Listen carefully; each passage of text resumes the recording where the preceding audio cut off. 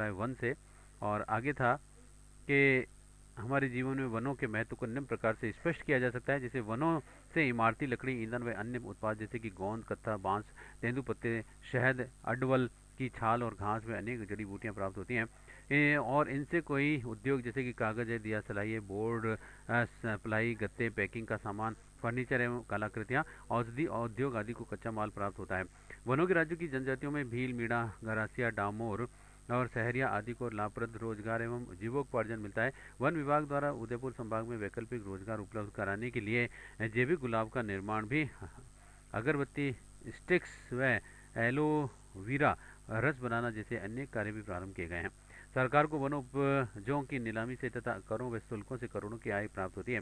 One वन्य जीवों एवं प्राणियों की सुरक्षित आश्रय स्थल प्रदान करके पर्यटन को बढ़ावा देते हैं तथा पारिस्थितिकी संतुलन बनाए रखते हैं। वन भूभाग जल स्तर में वृद्धि करते हैं और ये गर्मी को प्रकोप को कम करते हैं।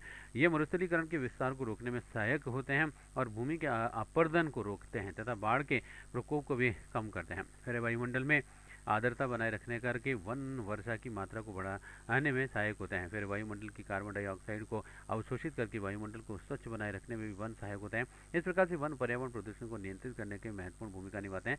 नहरी क्षेत्रों में वृक्षारोपण में लाभ है। नहरों की मिट्टी की जमाव की न्यूनता, सड़क एवं रेल लाइन एवं पर मिट्टी नहीं जमने से आवागमन के साधन निर्बाध होना। फिर कृषि उत्पादन में वृद्धि होना एवं चारागाह विकास में स्थायी मवेशियों के पलायन पर रोक। फिर क्षेत्र के पर्यावरण सुधार एवं गर्मी के मौसम में आने वाली औषधियों की संख्या में कमी होना। फिर पुराने वृक्षारोपण के विध्वंस से राज्य सरकार को भी राजस्व प्राप्त होता है। स्वयं प्रभावित क्षेत्रों में पेड़ों का पानी को सोखने में भी काफ़ी सहायता सिद्ध होना। फिर स्थानीय ग्रामवासियों को वृक्षारोपण क्षेत्रों में ईंधन, चारा एवं अन्य आवश्यकता हेतु लकड़ी उपलब्ध होना। वृक्षारोपण कार्यक्रम एवं इससे जुड़ी हुई अन्य गतिविधियों में स्थानीय लोगों को रोजगार उपलब्ध होना। इस प्रकार का वन पर्यावरण प्रदूषण को नियंत्रित करने में महत्वपूर्ण भूमिका निभाते हैं। वनों के इतना महत्वपूर्ण होने के बावजूद भी निरंतर बढ़ती हुई जनसंख्या की आवश्यकताओं की पूर्ति, पशु चराई का बढ़ता हुआ दवा और स्वार्थ लिप्सा की कुल्हाड़ी से धीरे धीरे वनों का विस्तार सीमित कर दिया है। परिणाम स्वरूप एक और तो जहाँ पर्यावरण संतुलन बिगड़ने लगा, वहीं पर भू क्षरण, जैविक असंतुलन और प्राकृतिक आपदाओं का संकट गहराने लगा है। पर्यावरण प्रदूषण के अलावा भी ईंधन, चारा, इमारती लकड़ी तथा वनोपजों के अभाव से अनेक प्रकार की समस्याएं भी खड़ी हो गई हैं। बढ़ते औद्योगिकरण और जनाधिक्य के कारण वन संपदा निरंतर ही सिमटती जा रही है। और फिर है वनस्पति को प्रभावित करने वाले कारक हैं तापमान। तापमान की विभिन्नता के कारण भी अलग अलग क्षेत्रों में वनस्पति प्रारूप में व्यापक भिन्नताएं पाई जाती हैं। आर्द्रता का व वृष्टि, पादपों द्वारा मिट्टी के खनिज तत्व ग्रहण के द्वारा जल प्राकृतिक रूप से भी उपलब्ध होता है। अतः अधिक वर्षा वाले क्षेत्रों में सदाबहार वन पाए जाते हैं और ऐसे क्षेत्रों में वनस्पति की संघनता अधिक होती है। समुद्र तल से ऊंचाइयों के अनुसार विभिन्न स्तर या फिर कटिबंध पाए जाते हैं। विभिन्न ऊंचाइयों पर अलग अलग प्रकार के वन पाए जाते हैं। मिट्टियाँ वनस्पति जगत को आश्रय व भोजन प्रदान करती है। अतः उपजाऊ मिट्टी में पेड़ पौधे अधिक विकसित होते हैं। जैविक कारक में वनस्पति को जीव जंतु व मानव भी प्रभावित करते हैं। विश्व के प्रमुख वन है उष्ण कटिबंधीय वर्षा वन। ये विषुवतीय रेखीय क्षेत्रों में स्थित हैं और जहाँ की वार्षिक वर्षा 140 सेंटीमीटर से अधिक है और ये पृथ्वी के धरातल को लगभग 8% भाग पर भी यहाँ की गर्म और आर्द्र जलवायु में चौड़ी पत्ती वाले सघन सदाबहार वृक्ष उगते हैं और ये इतने घने हैं कि भूमि तक सूर्य प्रकाश नहीं पहुंच पाता है। प्रकाश पाने की होड़ में वृक्षों और पौधों पर चढ़ती बेलें आपस में गुथ कर फंदा जैसा बनती हैं। इन बेलों को कठलता या फिर लियोन कहते हैं।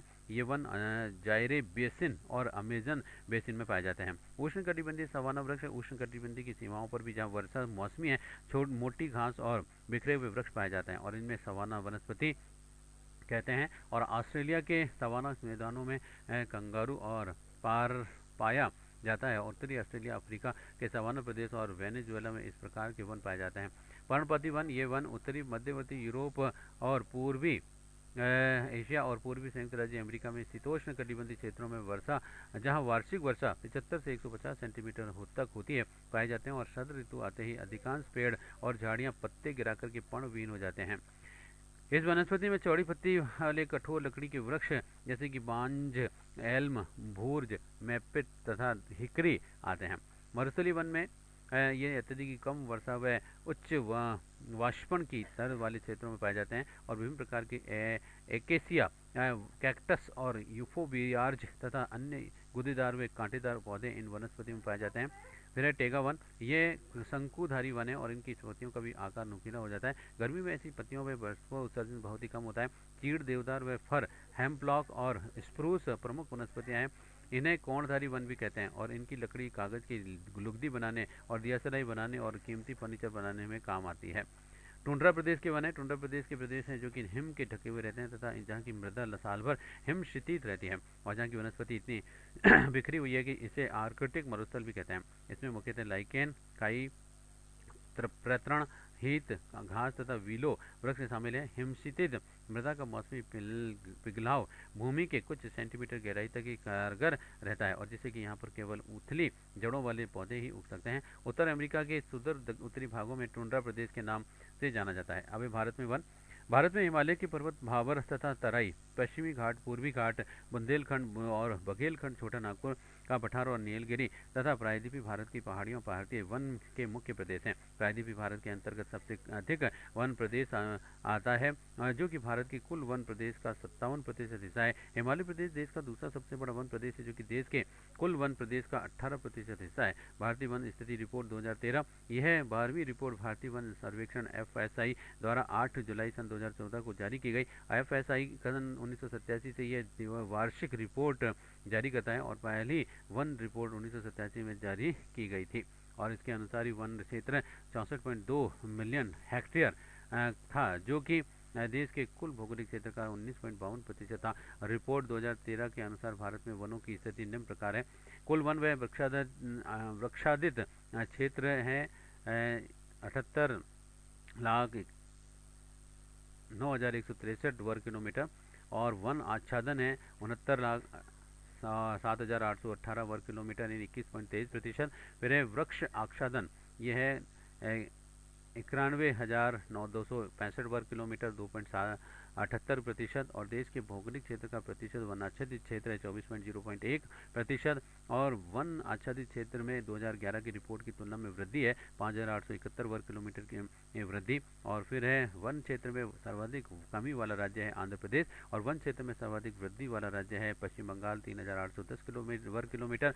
सर्वाधिक वन क्षेत्र वाला राज्य है मध्य प्रदेश 77,522 वर्ग किलोमीटर और फिर सर्वाधिक वन क्षेत्र वाला द्वितीय राज्य है अरुणाचल प्रदेश 67,321 वर्ग किलोमीटर और राज्य के कुल भौगोलिक क्षेत्र के प्रतिशत के आधार पर सर्वाधिक वन क्षेत्र वाला राज्य तथा है यह है मिजोरम 90.38% और लक्षद्वीप 84.56%। वन रिपोर्ट 2013 के अनुसार 12 राज्यों में वन क्षेत्र में कुल 6624 वर्ग किलोमीटर की वृद्धि हुई है और जिसमें कि पश्चिम बंगाल में सर्वाधिक वृद्धि 3810 वर्ग किलोमीटर है में हुई है और 15 राज्य व केंद्र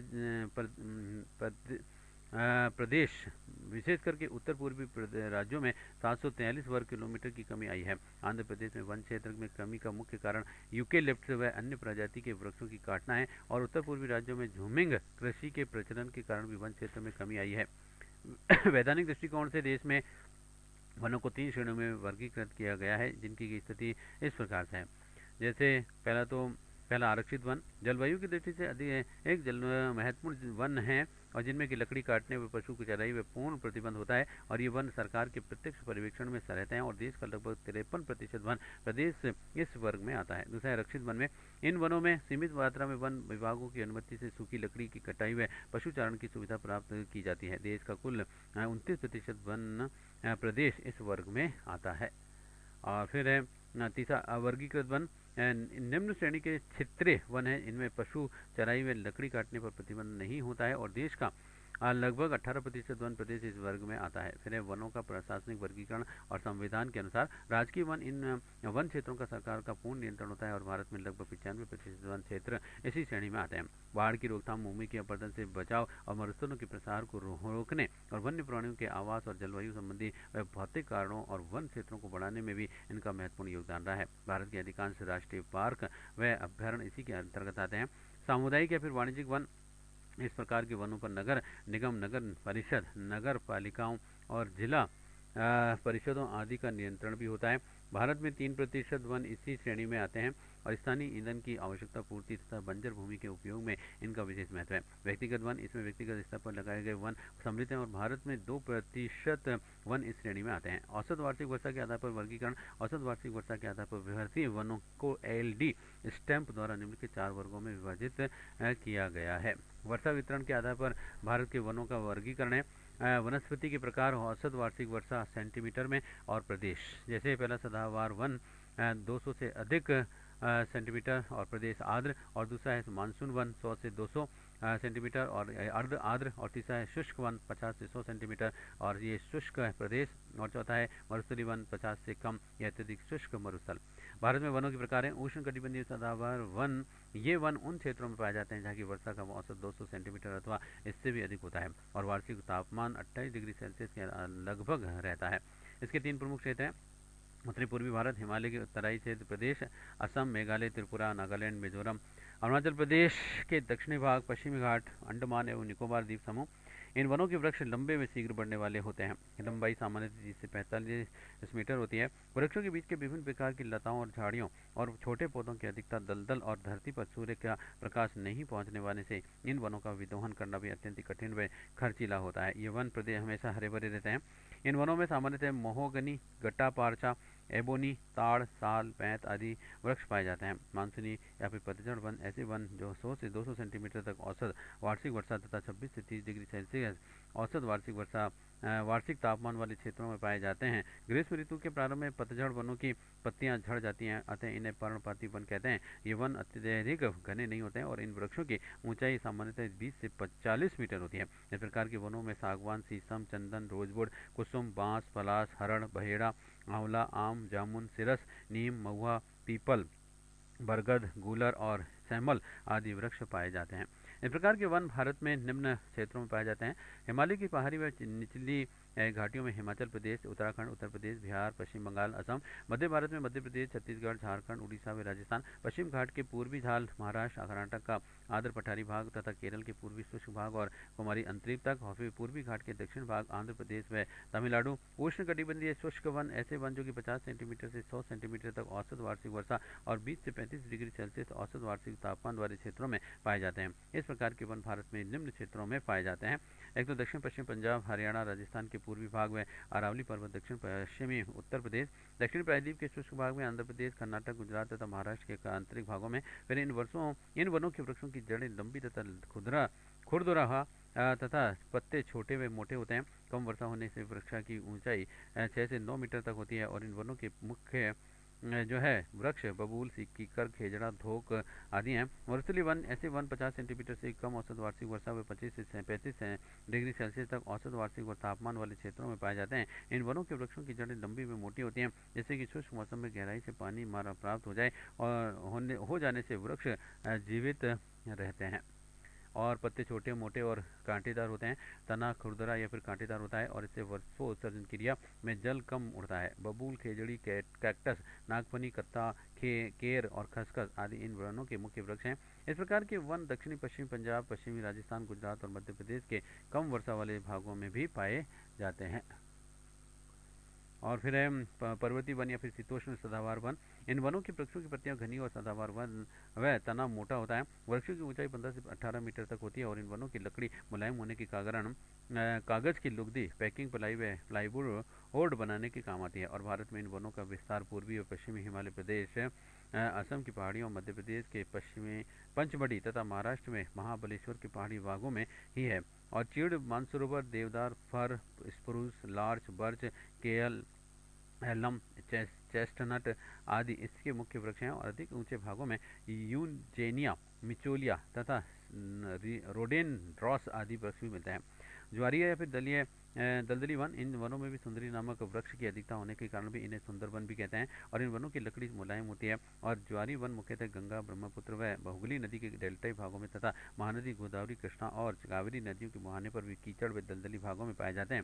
सुंदरी वन गंगा व ब्रह्मपुत्र नदी के डेल्टा में तथा मैग्रोव हुगली नदी के डेल्टा में अधिक पाए जाते हैं। अन्य वृक्षों में बांस तथा ताज, बेंत, ताड़ और नारियल और रोजीफोरा, सोनीटेरा और हेरोटोरिया, फॉनिश आदि मुख्य हैं।